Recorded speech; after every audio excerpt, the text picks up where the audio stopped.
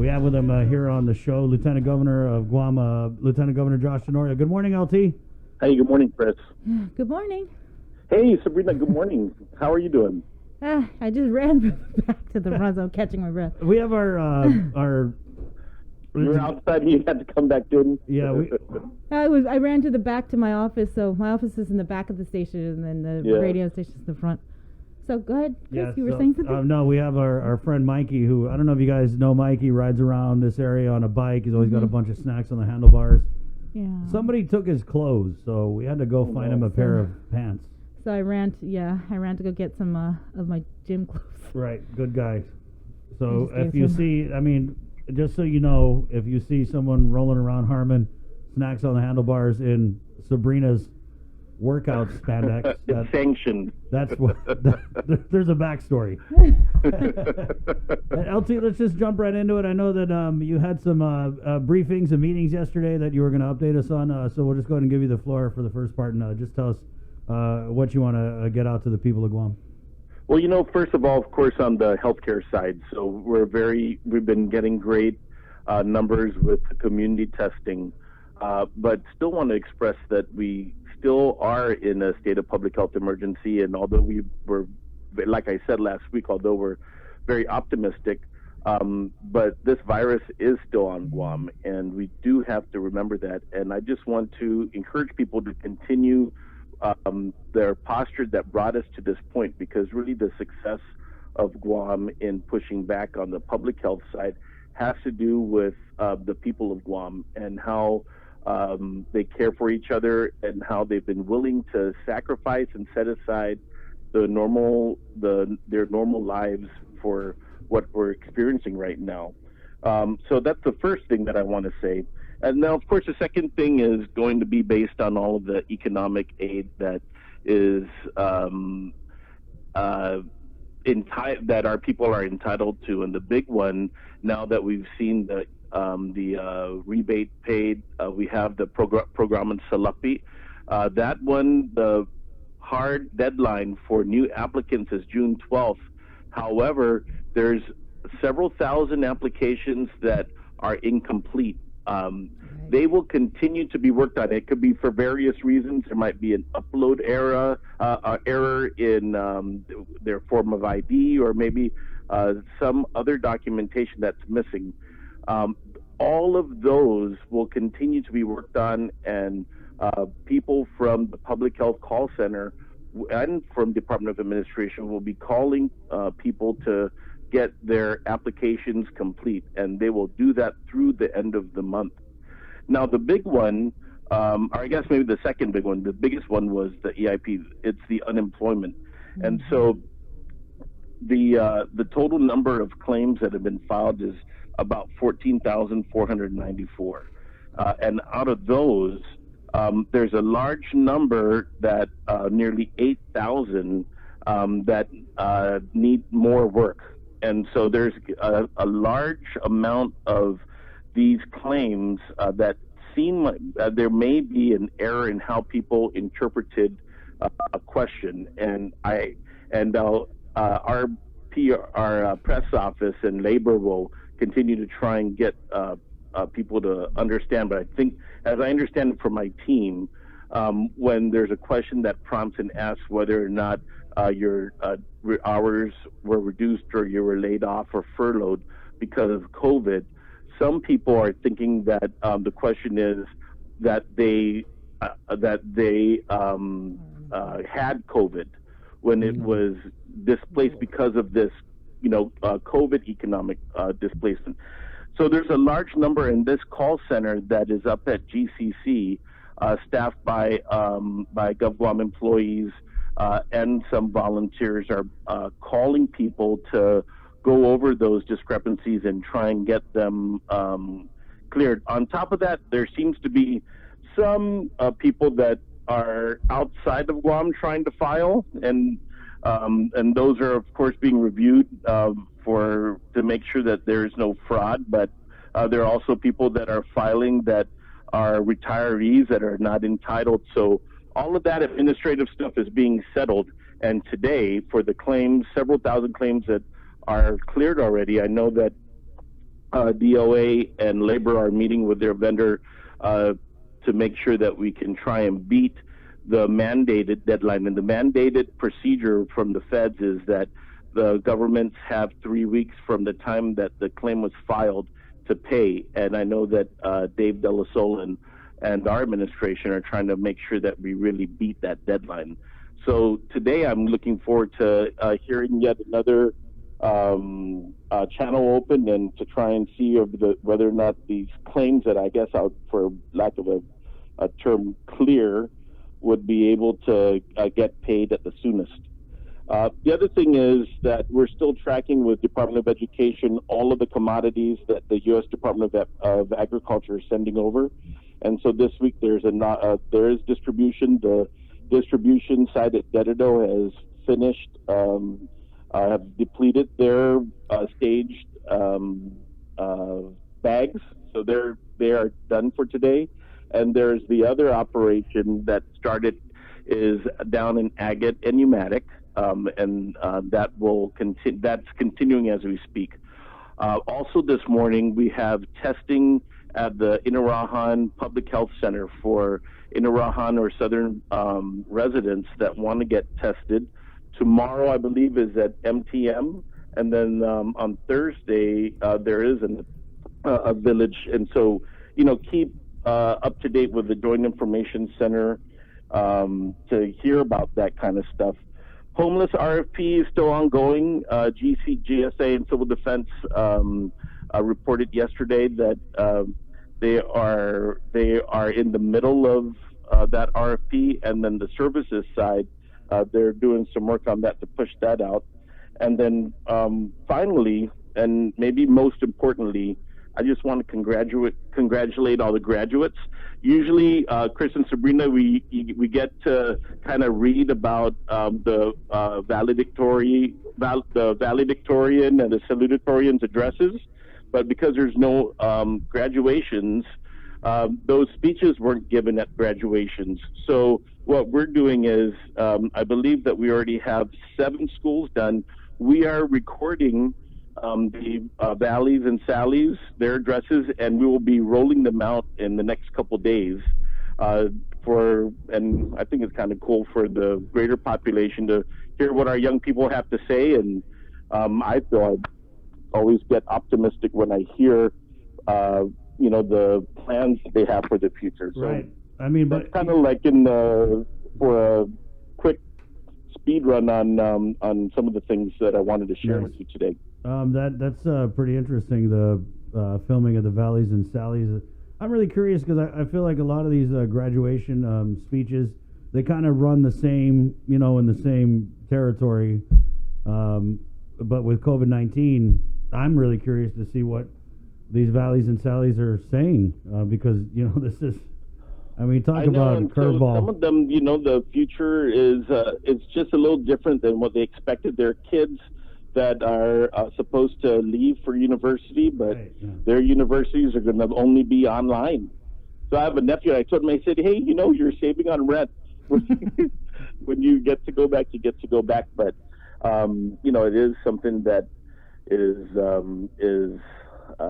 something that we have to deal with, including, by the way, with our students now. And maybe the thing that I didn't mention is last week we worked with the Physicians Advisory Group and the Department of Education. They've come up with some draft plans that they're putting out for input and comment with their administration and with the doctors on what the new normal will be for the upcoming school year. Those are all pending, and I know that the superintendent is working hard. Same thing with EOG and GCC. They actually already have their plans. They're really meeting with their stakeholders, and what we're doing is trying to help push and help fund, and we will fund access to distance learning and stuff with some of the federal funds that have come our way. Right. And in what way, LT, are you guys looking at? Well, so for the university and college, and this is all very draft because we are pushing our spending plan together. It still is being vetted, but I don't mind telling you kind of like some of the discussions.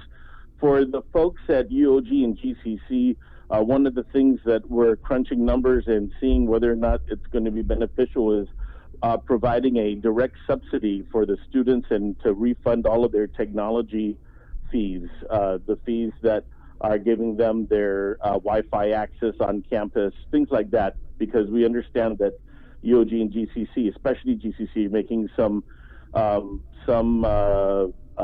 decisions to also get devices that they'd be able to push out to students to jumpstart and get their education started. And for all of the rest of the students, both public and private, we're crunching numbers and we're looking at a process to try and see what we can do to basically subsidize and we're trying to see whether or not we could get a waiver, a voucher program for households with the kids in elementary K to 12 to help pay for their current or pay for needed connectivity for broadband service, things like that. So the only thing there we're trying to really, I have to say that we're very lucky that we have pretty good telecom resources, but making sure that we have coverage in all the areas and seeing whether or not we have to push in additional super Wi-Fi sites, maybe in the public libraries. Those are all being looked at right now. But generally speaking, that's the direction, is really to try and help students get direct access to the internet and therefore access to broadband for distance learning or to access to get educational materials that would subsidize or supplement the instruction they're getting with the schools.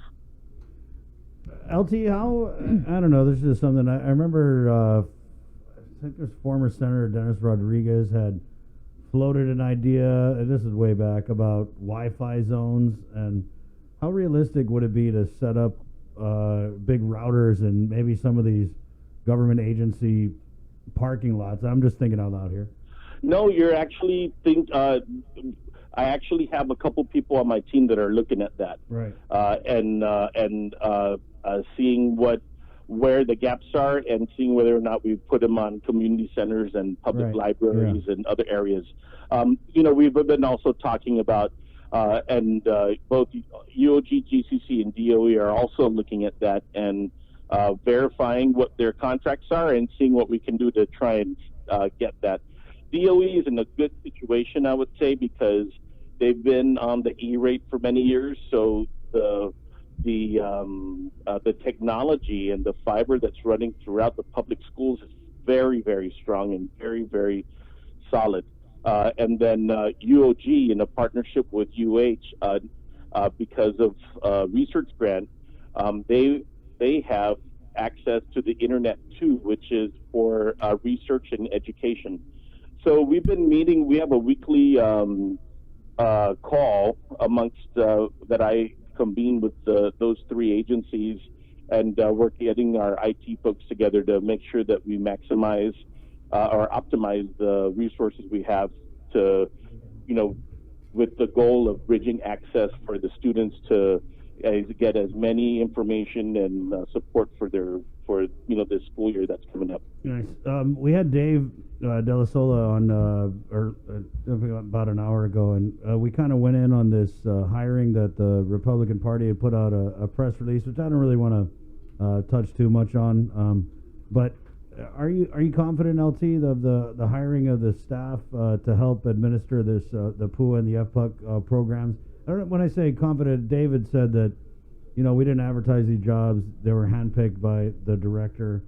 So I guess my question to you is, you think that this process and the people who were hired will stand up to added scrutiny? Because, like I told Dave, it kind of just looks like a party system thing. No, I think so. I mean, remember, these are at-will temporary jobs. And so originally one of the thoughts was, hey, why don't we try and get, some of the HR folks that are, especially in Tumon, since that's pretty much going to be the big source of the workforce. But after working with the industry, it looked like quite frankly, the HR folks were going to be the last, and they're still working. And what we end up doing is bringing the HR folks into Department of Labor, helping them guide the employers through the registration process, and offering additional areas within their the hotels HR areas for the furloughed staff to get online and do the application. So it kind of went on that. But no, I'm pretty confident. I think that everybody really wants to do a good job, and I think the director there is doing things the right way. I think just, people were just kind of like critical of the fact that it didn't go out. People didn't know that they were hiring for these positions, and what it appeared to Dave did was he went through the transition, people who applied during the transition. Did you hear that, your LT? Administration. Yeah. Dave said that you guys have a bunch of applications. I mean, he didn't say this, but he said that, and I remember when you guys went into office, you had said that there's thousands. Yeah, right. That's true. So where are these applications at? Is there just they're sitting in a filing cabinet somewhere? Yeah, literally. And so that was what Dave was like. Hey, where are those applications? Let me look through them. Yeah, and I mean, when you take into account you have 38,000 who have reduced hours or without a job. They probably are digital, and so that because remember there were e-submissions at the time. I'm confident that he selected the right people and that we're going to get the aid out, and just appreciate the people that are working on this and the dedication and try and get this done. Mm-hmm. Can we switch subjects now? Did you want to ask anything else about that? I was going to ask about the Tier 2 clinics and the status of the payment. LT, have we moved forward at all since I know we discussed it last week? So there is a kind of like a strategy being developed, and I think that it'll be the deadline for it to be actually presented to the physicians is Thursday. And part of it is, I think in my view, my recommendation is we go at it and we look at it, like I said last week, as a healthcare stabilization and an aid for all of these clinics that are suffering some economic loss because the patients weren't coming in.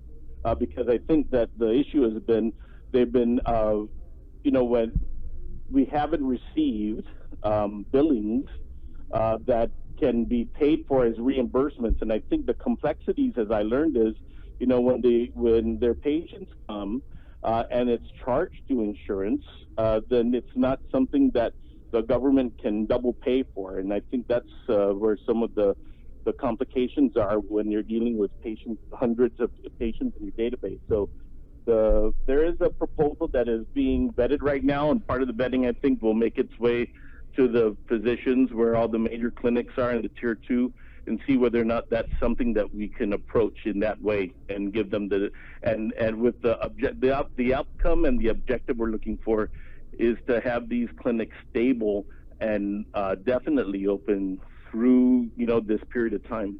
Is this a different proposal that's before the AG's office? You know what? I'm not sure I'm not sure what's in front of the AG's office. Oh, I thought that's what Dr. Hoa. Yeah, we just heard. I think with the AMC, they're trying to go the AG's office route, and then, because I forwarded the emails. No, if they're going to file a claim, obviously, then that. Of course, if there's a claim, that they need to file. But I'll probe more and find out where that is. Right. In my mind, whatever outlet it is that we could provide the assistance, that's what I'd like to get done. Right. Mm-hmm. And so, LT, what about that $7 million that was budgeted in the CARES Act budget proposal that came out from BVMR? Is this some of the money that you're talking about? No, that's the money. All reserved for that money is being reserved for healthcare. Okay. Mm-hmm. That is absolutely right. I do want to all clinics. Okay. I just want to give you the opportunity to respond to one of the questions we have on our Facebook page before I move on. But this one is back to the Department of Labor and the hiring for some who were handpicked and hiring from the transition applications. One of our viewers is asking, why wasn't the public notified they needed jobs also? You know what? I can't answer that question myself. all I could say or guess is that when you're trying to launch a program in a few weeks and you're trying to fast track, that was the fastest, most efficient way to get a temporary workforce. These are not permanent jobs. They're very temporary jobs. And so, well, that's, I guess, how I would respond to it. Okay. Now, I wanted to talk about, because the environment is one of my things that I like talking about. There's an island-wide trash cleanup. You're the head of the Island-wide Beautification Task Force. If you could share more about that with our listeners and viewers and how they can participate. This is the one that Jerry Perez was talking about briefly last week. So they're actually finalizing the plans for us to release and to try and really encourage and hope and invite the public to come out and do. It is going to be an island-wide cleanup. We'll be taking, some of the proposals are to try and get everybody that's involved in tourism to, even do a refresh of their own storefronts, of their parking lots, of their properties. And then on the public side, really making effort to catch up on the lost time and do some beautification in the parks. And so the details, I think that we'll be launching, we'll be announcing some of those details in the next couple of days, and I'll be happy to come on the show to talk to you about them. Okay, yeah. But they're coming up with, it's a partnership with Guam Visitors Bureau and the tourism industry, and then they're with the private sector. LT, in talking with some of the mayors, it kind of seems like the illegal dumps are popping up again, and I know that we had a pretty deep conversation on the subject when we went cruising, and just kind of wondering, when are we going to kind of get back to that normal posture where we're going to be dealing with things like illegal dumping? It's gonna. I think we're gonna be. We need to kind of push that back up more sooner than later. In fact, and just in the big picture of trash, even solid waste has to receive some assistance from the government, because all of their commercial hauling business has taken a plunge, and it affected their revenue. So, we're used to having thousands of visitors on this island at any given time, generating a lot of that waste, and it's not there. But I see it as, you're right, an opportunity to address what's really happening. The other thing, you remember that recyclables haven't been picked up. Right, and around the world, it looks like the recycling market has collapsed.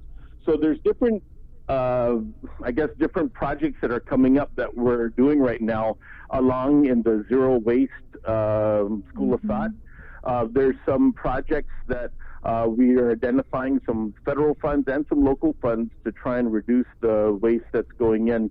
And then of course, talking about, I've been on the thinking that having mandatory universal trash pickup is a thing that we need to move. The only barrier right now is the economic situation that people find themselves having reduced hours or being furloughed. But I think once we get through and are on that great path of recovery, then I think that comes back into the fold. But there's a whole bunch of, I would say there's about 5 zero waste projects that are in the hopper to deal with glass, to deal with a lot of the food waste that's been coming out from restaurants. There's some on paper. And so I can, when I come back and talk to you guys about the cleanup, I'll bring in some details about the waste issue and what some of the strategies coming up from the community, in fact, that we'd like to get into action.